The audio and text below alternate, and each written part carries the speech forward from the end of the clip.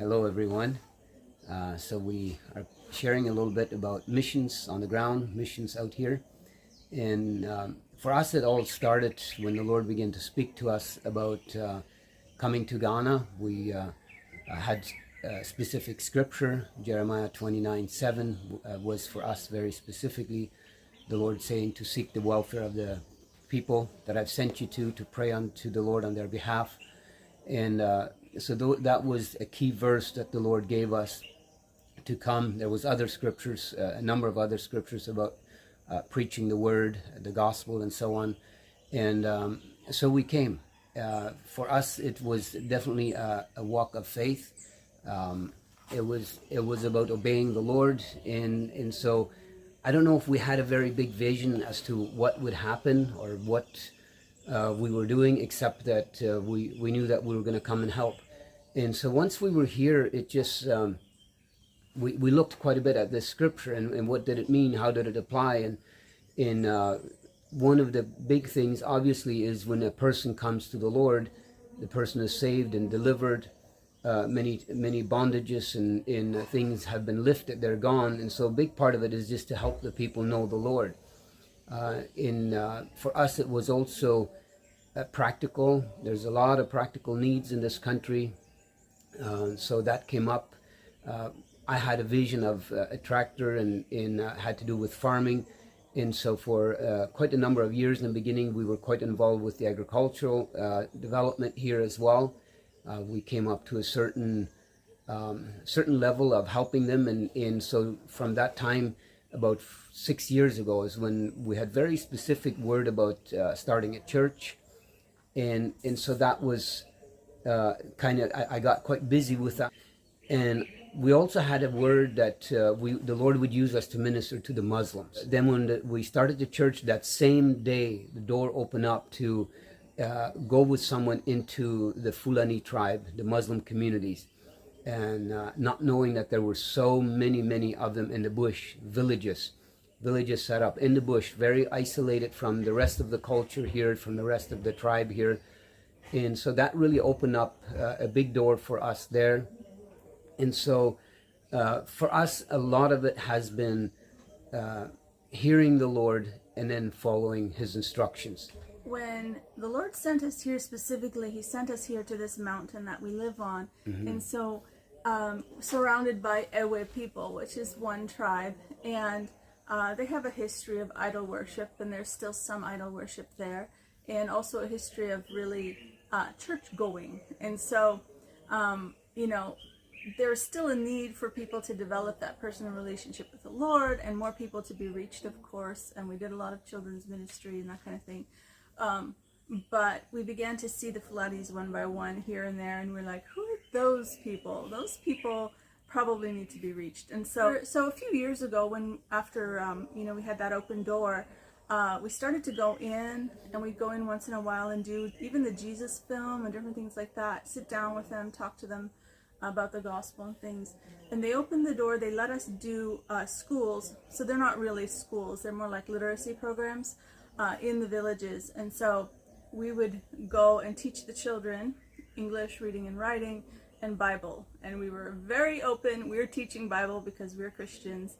And over time, some of them have allowed their kids to come to our school here. So I think right now we have 20 children. And then back in December, we did a day camp for 3 days with Light to the World that was here from Washington. And we had 150 children. Mm-hmm. So that means those parents allowed their children to come to our place, to a Christian program, and participate. Mm-hmm. So that was kind of a big deal. But last year in January, I started going in with Lily and Sarah, and we started doing some of the part of the school, the literacy program ourselves.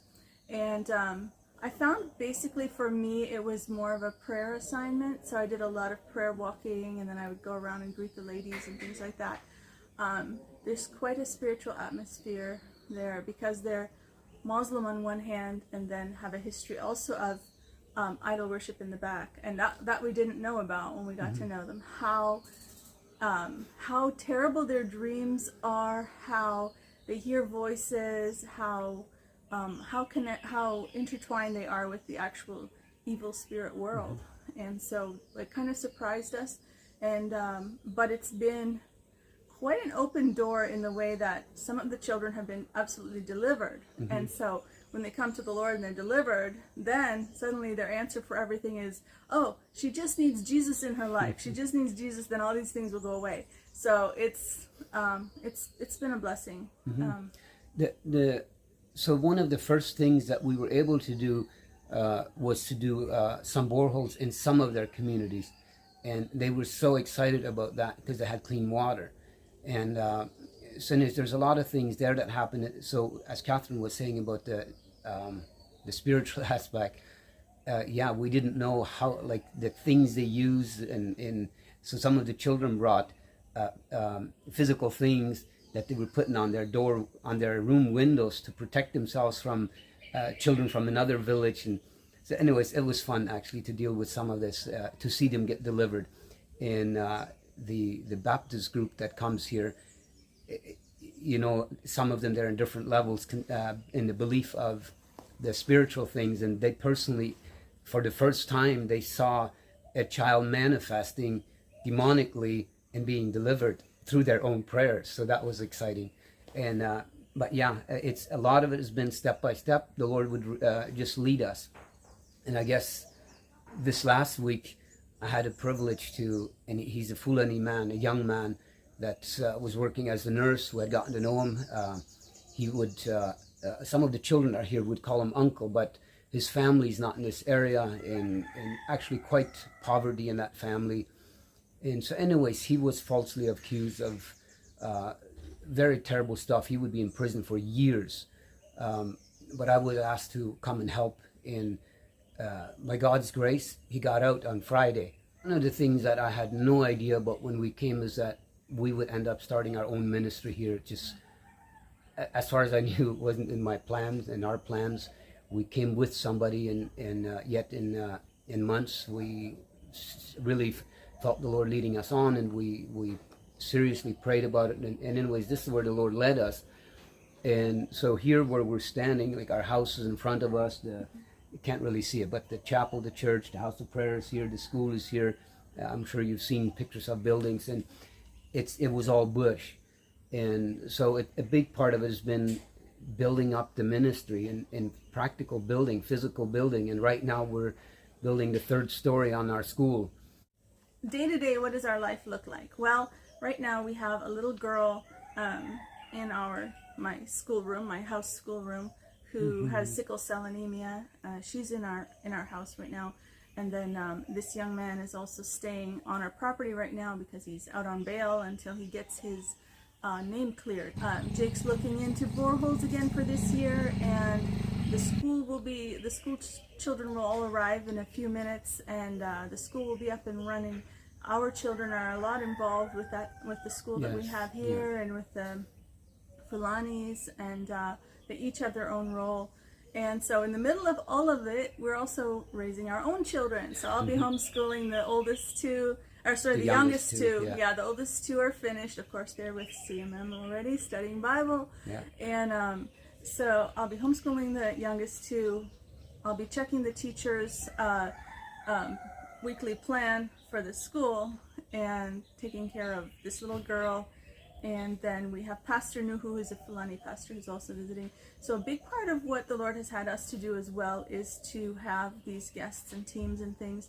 And it's, you know, to give them a taste of what this kind of walk looks like, where day to day you just do what the Lord puts in front of you. And yes, we have goals. Yes, we have plans. But day to day, it's just this conglomeration of things that the Lord puts in our hands to do. And so I'm reminded of Heidi Baker, who always says, just love the one in front of you. So whoever's at your place, whoever's at your door, wherever you go, who you run into that needs it the most, just love that person. And so that's a lot of what our life looks like, with a lot of prayer and intercession, fasting, prayer, intercession. So there are things going on a more spiritual level that, I mean, probably more than we will ever know. And so the Lord has blessed us, I think, with a great staff and team to work with. Sometimes they come and go too. We have new people. And so that's basically it for on the ground for our ministry.